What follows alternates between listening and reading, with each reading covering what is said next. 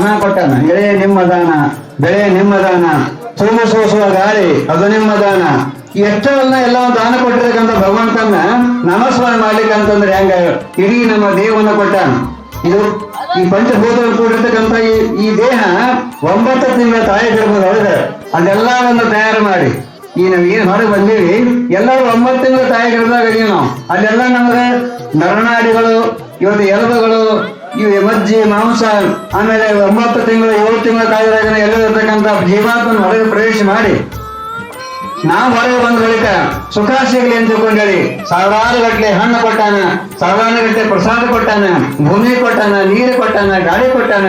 ಆ ಕೊಟ್ಟಿರ್ತಕ್ಕಂಥ ಭಗವಂತ ನಮಸ್ಕಾರ ಮಾಡ್ತಕ್ಕಂಥದ್ದು ನಮ್ಮ ಕರ್ತವ್ಯ. ನಾವೇನೋ ಅವನಿಗೆ ಮಾಡ್ತಕ್ಕಂಥದ್ದಿಲ್ಲ. ಬಂಗಾರ, ಬೆಳ್ಳಿ, ವಜ್ರ, ಎಲ್ಲ ಭೂಮಿಯಾಗ ಇಟ್ಟಾನವ.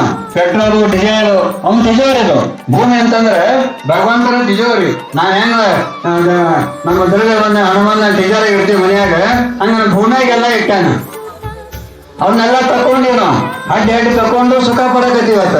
ನಮ್ಮ ಮೈ ಮೇಲೆ ಬಂಗಾರ ಹಾಕೋತೀವಿ, ನಾವೆಲ್ಲ ಡಿಸೈನ್ ಹಾಕಿಸ್ಕೊಂಡು ಗಾಡಿಯಲ್ಲಿ ಓಡಿ ಬರ್ತೀವಿ. ಇದಕ್ಕಂತಂದ್ರೆ ಇವೆಲ್ಲ ಕೊಟ್ಟು ಸುಖ ಪಡಿ ಅಂತ ಕೊಟ್ಟಾನ.